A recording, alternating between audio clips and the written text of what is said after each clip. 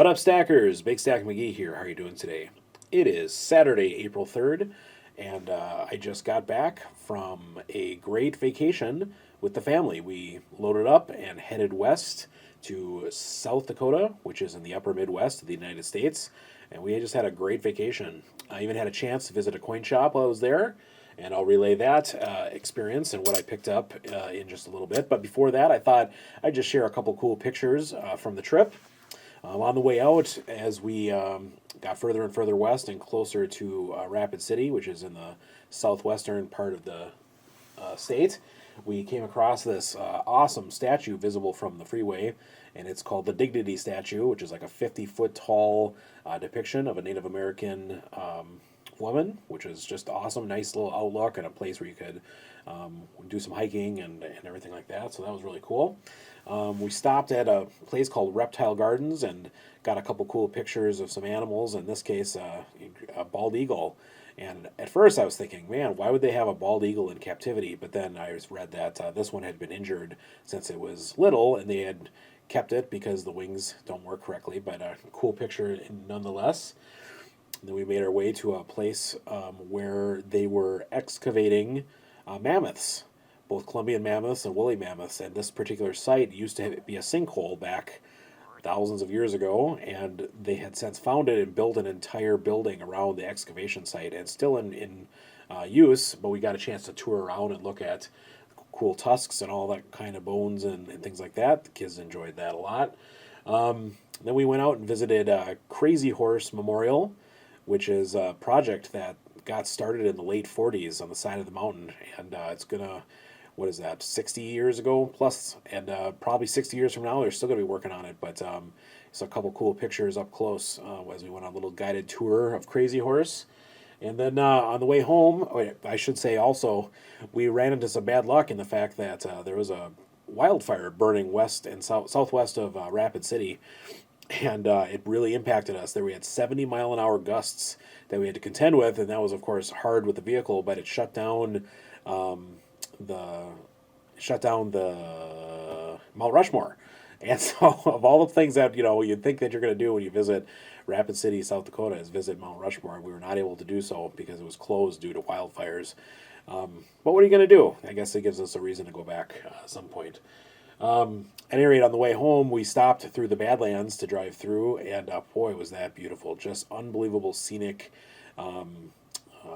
buttes and these really crazy-looking hills, and you could see thousands of years of sediment and the different layers, and just unbelievable. It looks like you're on an alien planet, to be honest, when you're seeing all this stuff. So the kids really enjoyed that. We got to get out several different lookout points and check that out, which was great. So there's my trip to South Dakota.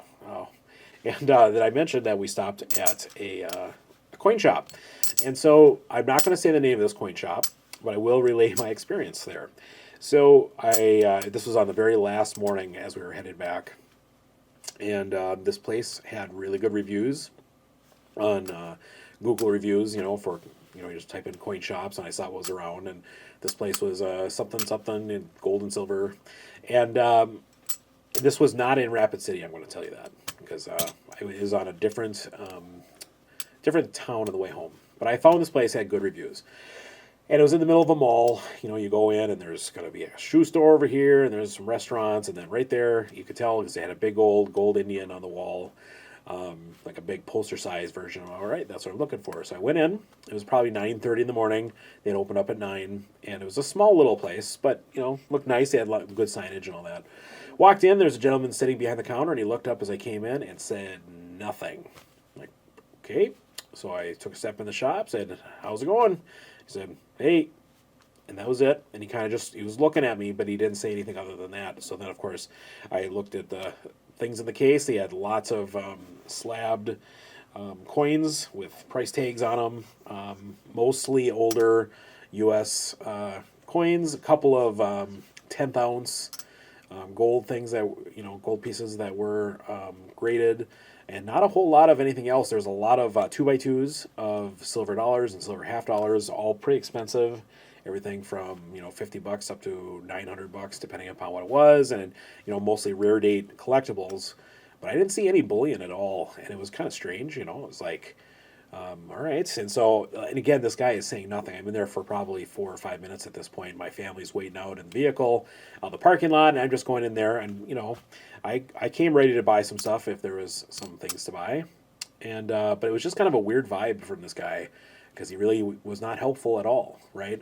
So I look around the entire shop, and I noticed that he has some call silver dollars, and which is what I ended up getting. We'll talk about that in just a second. And I mentioned to him, I said, "Do you have any gold bullion for sale?" And he looked at me, and says, "Yeah, we got some in back." And then nothing else. Like he didn't say like, "Hey, let me go. What are you interested in, or what can I get for you?" But he said absolutely nothing. I was like, that is just strange. So I said, "All right, can I see your call silver dollars?" Because I wanted to pick out a coin for each of my kids.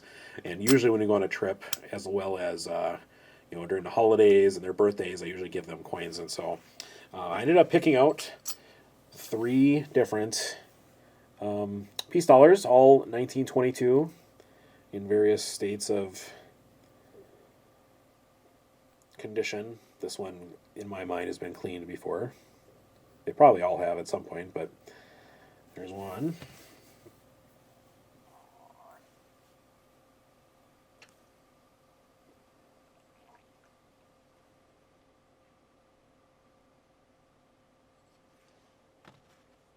And the final.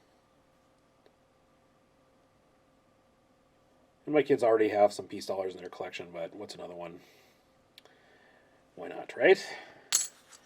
So anyway, I said, "Yeah, I'll take these 3." He said, "Okay." And I whipped open my wallet, and he saw that I had about 30 crisp $100 bills all walled up, and then he got very talkative as soon as he saw that I had money to spend. And you know what? I was looking for some gold, but I wasn't really interested at that point. I was kind of really turned off by that situation because this guy was completely blowing me off during the 90% of the time that I was in the coin store. And so I didn't know. I thought maybe I'll get something if I can find something unique. But by the time I was ready to check out, and I peeled off one of those $100 bills to pay for these 3 silver dollars, which were $30, by the way, $30 each. It was 32 for Morgans and 30 for peace dollars. And I thought, what the heck, I'll get these for the kiddos. But yeah, he as soon as he saw that I had money to spend, he was real talkative. He's like, "Oh, do you want me to bring something out?" I'm like, "No, thanks." I went back out the door and to the family and for the long drive home. And I guess the moral of the story is, it's always doesn't matter what kind of business you have, whether it's a coin store or whether it's a restaurant or whether it's something else. You got to treat people with respect. I think they blew a sale probably of some substantial gold purchase, perhaps. But you never know, folks, when Bigstack might step in your door, right? So, at any rate, that's my story, my vacation, and some pickups for the kids. That's it for right now. I got stuff to unbox for next week, so I'll look forward to doing that. But yeah, I mentioned the kids' coin collections. What might be fun is to go through and show what they have in those collections, and then maybe get some advice on what to get next for them, because I'd like to get them some unique things. Everything from old coins to rounds to bars, a little bit of gold, and I think it'd be fun to take a look at those because it's been a while since I've done that. So maybe I'd take you for a quick peek on that. But that's it for right now. Thanks for listening to my little vacation coin store rant and checking out some of my pictures. I appreciate it. It's Bigstack. We'll talk to you real soon. And by the way, if you haven't yet subscribe to my new channel, Bigstack Numismatics. Please consider giving that a look. That's going to cover most of my other coin collecting as opposed to the stacking that I've been premiering on this channel. So that's it for right now. Thanks for watching. Have a good one.